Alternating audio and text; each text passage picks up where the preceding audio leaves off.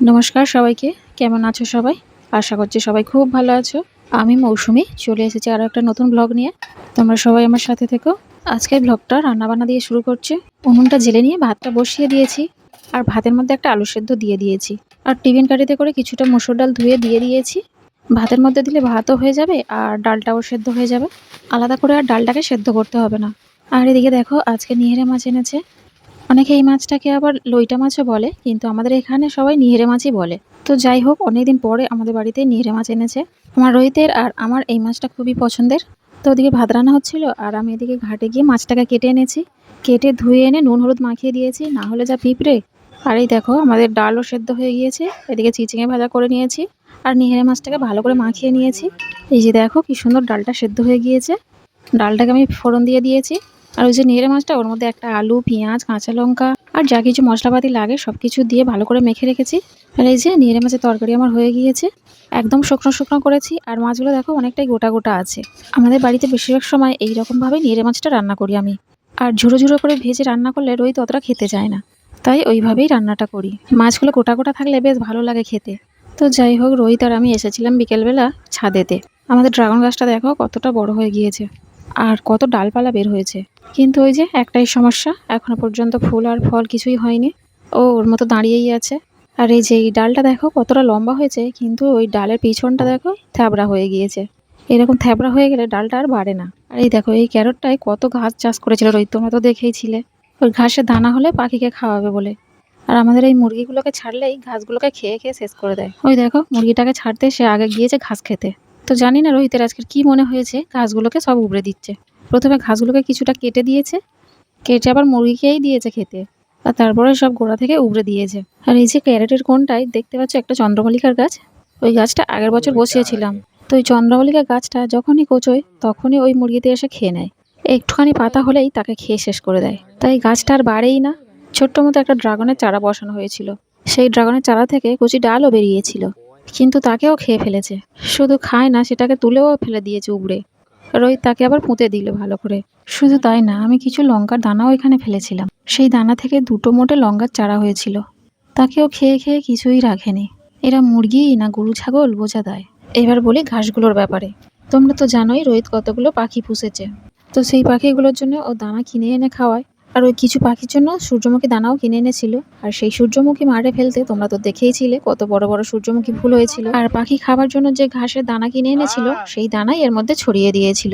এর আগে কয়েকবার আমি ওই দানা তুলে তুলে ওর পাখিকে দিয়েছিলাম খেতে, কিন্তু হঠাৎ করে আজ ওর কি মনে হলো আমি জানি না, ঘাসগুলোকে সব কেটে দিয়ে তারপর তুলে ফেলে দিল। আমি আর বারণ করিনি, কারণ হচ্ছে ওই যে ড্রাগন গাছটা যাতে ভালো হয়। এমনটাও হতে পারে যে এই ঘাসগুলোর জন্য হয়তো ড্রাগন গাছটা ভালো হচ্ছে না। জানি ওর ফল ফুল কিছুই হচ্ছে না, কিন্তু ওই যে বলে আশায় মরে চাষা। আশায় আছি কোনো একটা দিন একটা হলেও তো ফল হবে। গাছ যখন বসিয়েছি, দেখা যাক কবে কি হয়। আর এমনিতে তো কথাই আছে যে ধৈর্যের ফল মিষ্টি হয়। তো যাই হোক, ঘাসগুলোকে দেখো এমন চাবড়া হয়ে মাটির সঙ্গে আঁকড়ে ধরেছে, যেন ওর কত জন্মের সম্পর্ক। মাটি থেকে তো আলাদা করাই যাচ্ছে না। এত ভালোবাসা, টানতে মাটি সমেত উবড়ে চলে আসছিল।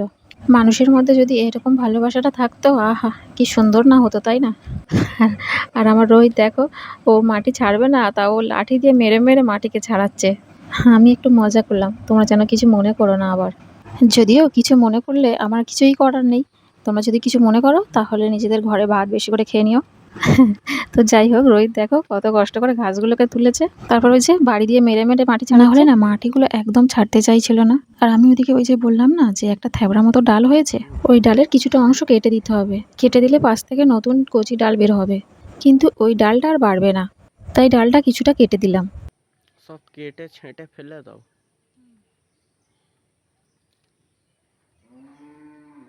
ওটা কেটে কোথায় রাখবে?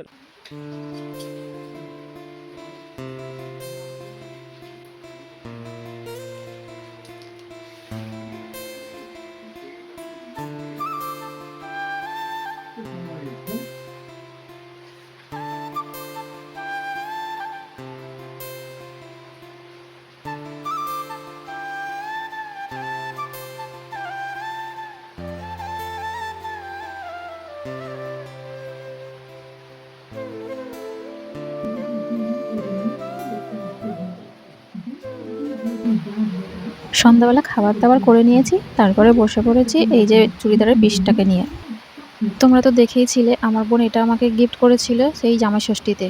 তারপর থেকে কাটবো কাটবো করে কাটাই হয়নি। এবার আরও একটা সমস্যা আছে যে আমার বোন যে এই পিসটা দিয়েছিল এটা শুধু চুড়িদারটাই হবে, হাতা হবে না। আর হাতা না হলে পরবো কী করে? আসল ব্যাপার কী বলো তো, এই যে আমাদের গ্রামেগঞ্জে চুড়িদার পরি এতেই লোক কত কথা বলে, আর যদি স্লিভলেস পরি তাহলে তো আর দেখতে হবে না। বাড়ির লোক থেকে বাইরের লোক যে কত কী বলবে তার নেই ঠিক। তাই এখানে কোনো স্লিভলেস আমি পরি না। এবার ওই চুড়িদারটা করবো, তার হাতা খুঁজে খুঁজে হারলাক। আমার কাছে অনেক কাপড় ছিল, তার মধ্যে থেকে এই কাপড়টা পেয়েছি। এই পিঙ্ক কাপড়টার সঙ্গে ওটাই যেন একটু ভালো মানাচ্ছে, তাই ভাবলাম ওটা দিয়েই হাতটা তৈরি করব। আর ওই কাপড়টাকেও দেখো বেশ সুন্দর লাগছে, কিন্তু ওই কাপড়টা বেশি নেই, অল্প আছে। বেশি থাকলে একটা ব্লাউজ নয় চুড়িদার তৈরি করতাম। যাই হোক, ওই অল্পটুকু কাপড় ছিল বলে আমার তাও এই চুড়িদারটা হয়ে গেল। এই জন্যই আমি কোনো কাপড় ফেলি না। কখন কোন কাপড় কাজে লেগে যায় বলা যায়। ছোট ছোট টুকরো কাপড়গুলোকেও আমি গুছিয়ে রেখে দিই। আর এদিকে দেখো আমার কাঁচিটাতে অনেকদিন শান দেওয়া হয়নি, তাই ধারও সেরকম নেই। তাই কাটতে কাটতে হাত পুরো ব্যথা। কাঁচিতে ধার থাকলে কি সুন্দর কাটা হয়ে যায়, কিন্তু ব্যাপারটা হচ্ছে আমাদের কাঁচিতে ধার দিতে গেলে অনেকটা দূরে যেতে হয়। আর আমি অনেক দিন হাটে যাইনি, আর কাউকে দিয়ে যে পাঠাবো শান দিতে সেরকমও কাউকে পাইনি, তাই আমার কাঁচিতেও ধার দেওয়া হয়নি। তো যাই হোক, চুড়িদারটাকে আমি কেটে নিয়েছি, চলো এবার হাতাটাকে কেটে নিই। ভাবছি এই কাপড়টা হাতায় দেবো আর খানিকটা গলায় দেবো, তাহলেই ম্যাচিং হবে।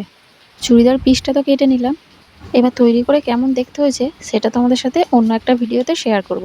কেমন বানালাম দেখতে ভুলবে না কিন্তু। তো চলো আজকের ব্লগটা তাহলে এখানেই শেষ করা যাক। দেখা হচ্ছে পরের ব্লগে। ততক্ষণ সবাই ভালো থেকো, সুস্থ থেকো। আর হ্যাঁ, আজকের ব্লগটা কেমন লাগলো কমেন্ট করে কিন্তু জানাবে। ভালো লাগলে একটা লাইক করে দেবে, চ্যানেলটাকে সাবস্ক্রাইব করে দেবে।